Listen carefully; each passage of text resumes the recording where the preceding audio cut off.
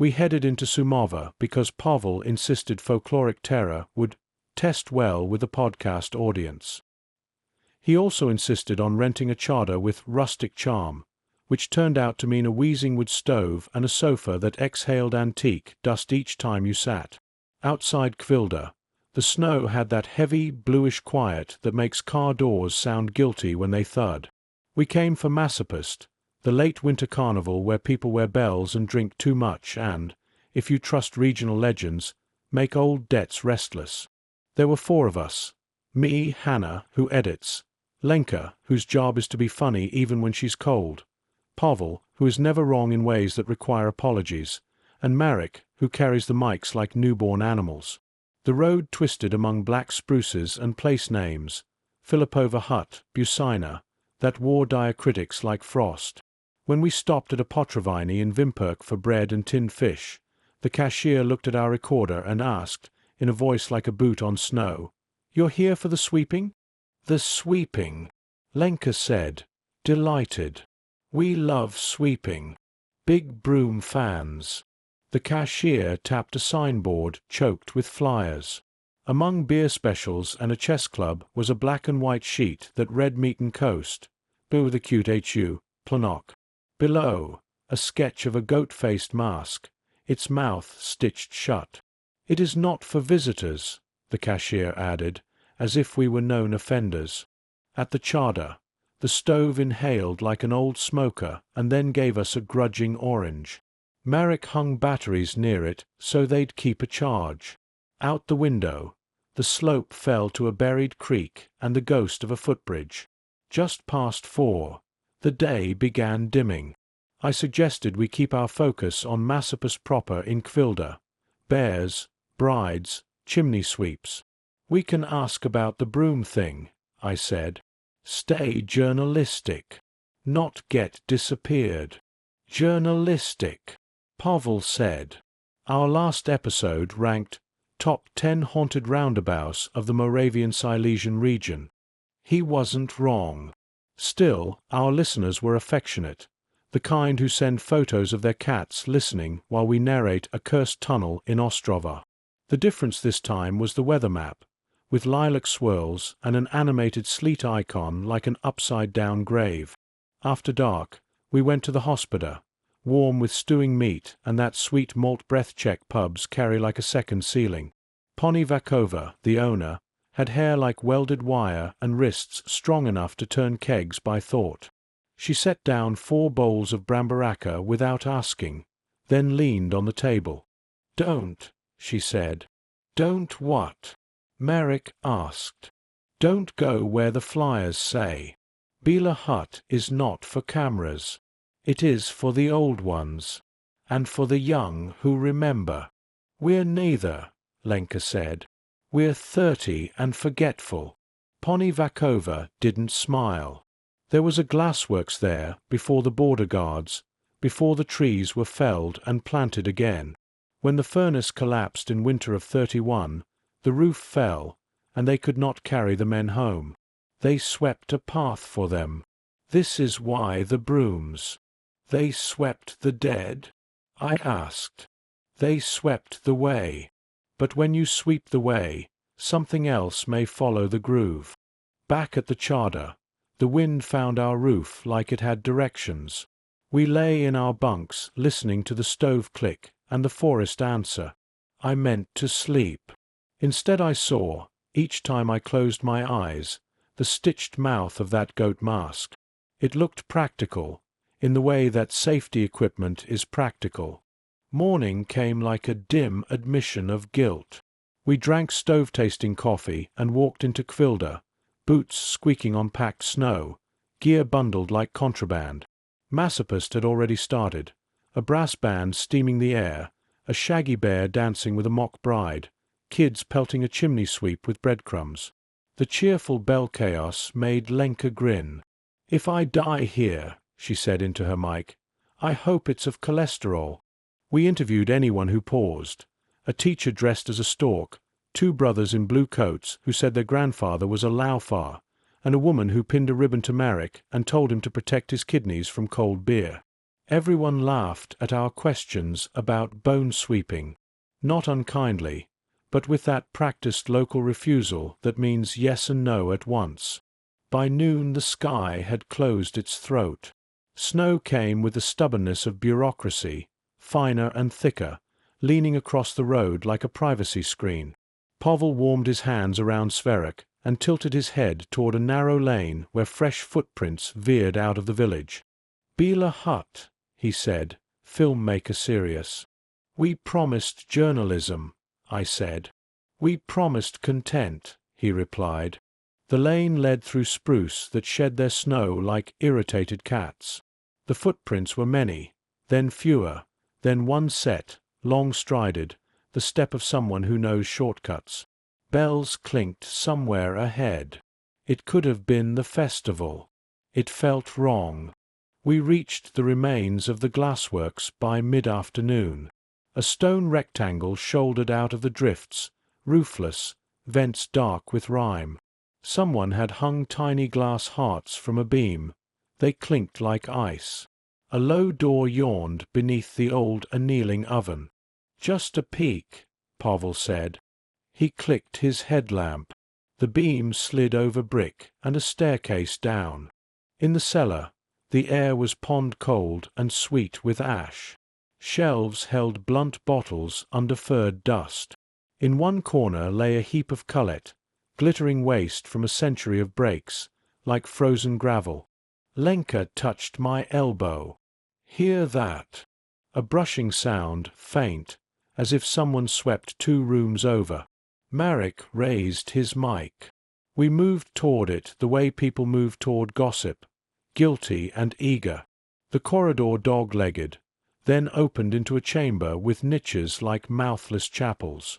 In each niche, a broom lay bristles inward, handles tied with linen. "Art installation," Pavel said softly. The brushing came again, but none of the brooms moved. Dust rose anyway and settled on our shoulders. Behind us, the low door thumped shut. We froze. Pavel laughed, thin. "Draft," he said. He tried the handle. It didn't give. He tugged harder.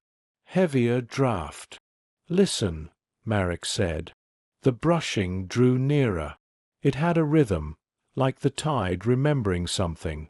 Through the slot under the door, snow hissed into the corridor and melted into a black skin of water.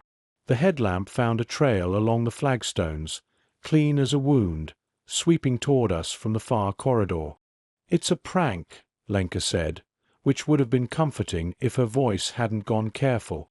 Pavel lifted one of the linen-tied brooms, testing the bristles with his thumb. He shouldered it like a weapon he had never learned to use. "If somebody comes around that corner," he said, "I'll sweep them back to the village."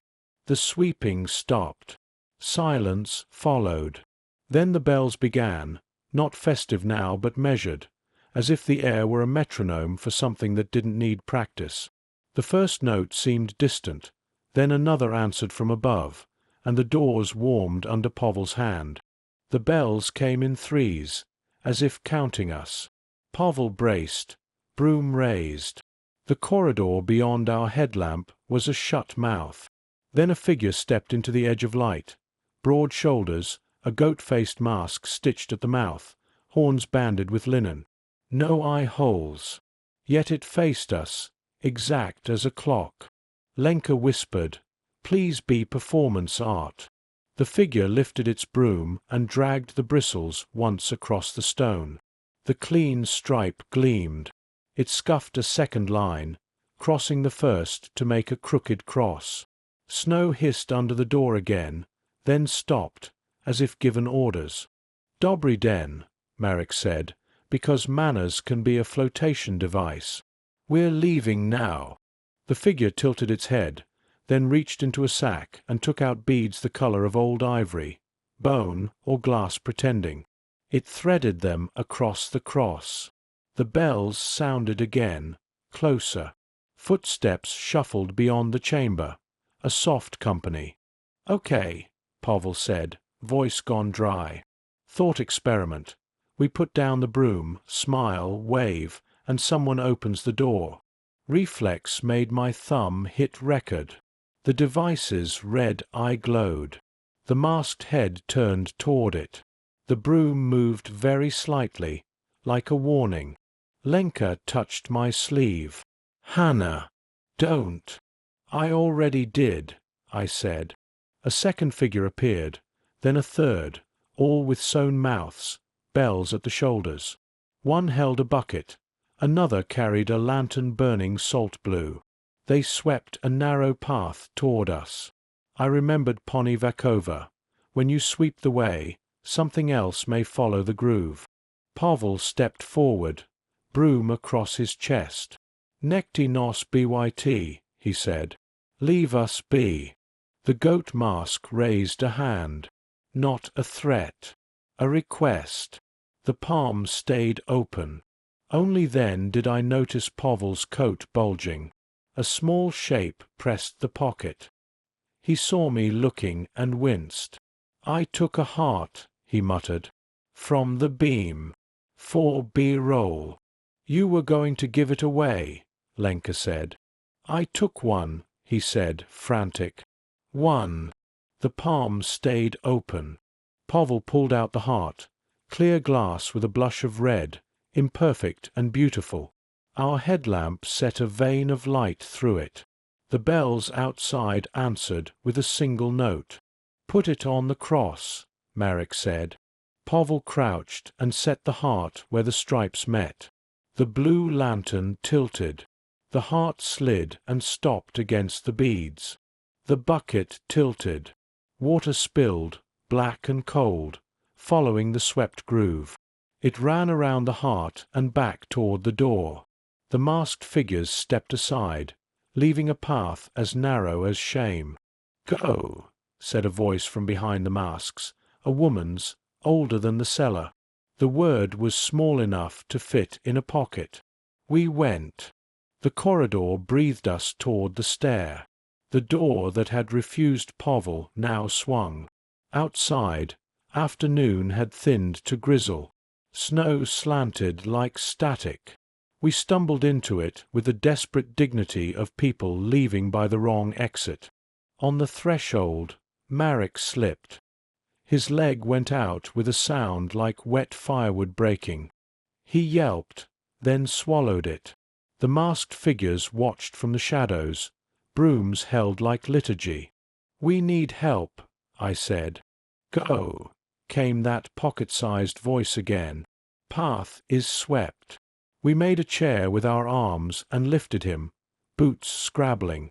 The path through the drifts was oddly crisp, as if hands had ironed the snow. Bells ticked behind us, steady as a heartbeat. Ahead, through the trees, a single orange window burned like a small, reachable answer. The orange window belonged to the hospoda.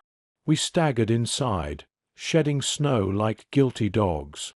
The room smelled of smoke and dill. Pani Vakova looked up from polishing a glass. "No brooms indoors," she said automatically, then saw Marek's leg and pointed to a bench by the stove. Lenka's hands shook while she unlaced his boot. The ankle had broadened into an argument. A farmer with a cap like a sleeping animal fetched splints. Another brought slivovis with the gravity of medicine. No one asked what had happened. When I began to explain, the room did a collective, tiny shrug. Weather. Old buildings. City people get excited. Ambulance. Pavel asked. The farmer shook his head. Road is a bad idea. Priest will lend the hall. Tomorrow, Vimperk. We slept in the parish hall under hymnals that smelled of winter coats. Bells went all night, quiet as bookkeeping. Once, near 2, I woke to sweeping, a faint shush on stone. I held my recorder and did not press record. By morning the sky had scrubbed itself blue. The farmer drove Marek to Vimperk in a Skoda with more opinions than cylinders. The rest of us packed, glancing at beams in case glass hearts had multiplied. At the bar I paid. Thank you, I told Pani Vakova, for everything. People forget why brooms live in our stories, she said. Brooms remember work. Work remembers the dead. Was that your voice in the cellar? I asked. She slid a folded paper across the bar. If you publish, she said, check your names. 4 correct spellings. She turned away to argue with a keg. Back in Prague we edited. Lenka kept the cholesterol joke and cut 3 of Pavel's flirtations with disaster. We left in bells, the hush, the scrape of the heart sliding. Our inbox filled with the usual. Praise, ghost stories, an offer to send us a haunted potato. A retired glassworker wrote that Bila Hut closed in 1931 after a roof collapse, and midnight cleaning rituals had helped bring bodies home. People add ceremony to endure things, he wrote. It looks like haunting because grief wants choreography. 2 days later, I found a glass bead in my coat pocket, oval and faintly yellow, the kind that looks like bone in low light. I texted the group. Lenka sent back a photo of her kitchen table, where 3 similar beads had arranged themselves into a clumsy triangle. Pavel replied last. 1 bead on his pillow, 1 on the sill, 1 on the floor at the door as if it had rolled there from standing still. Then he sent a scan of a newspaper clipping. Obituary. The photo was Pani Vakova, younger but unmistakable, welded wire hair, uncompromising jaw. She had run the hospital 40 years. The date was 2 winters ago. Who, then? Lenka wrote. Her daughter. Marek offered, ankle scaffold visible in his selfie. I typed her voice and erased it. That night, trams whispered outside my window. I set the bead on my desk and pressed record. Some stories leave a groove, I said. People follow it because it's easier than snow. The recorder's red eye glowed. Something soft swept once across my floor, cloth on stone. From the hall, 3 polite bells chimed. I could have stood and investigated. Instead, I did what citizens do with the unexplained. I placed the bead in the hallway and made a path back to bed. In the morning, my floor was clean where I'd walked, and the bead was gone. On the sill, a faint line of dust marked its passing.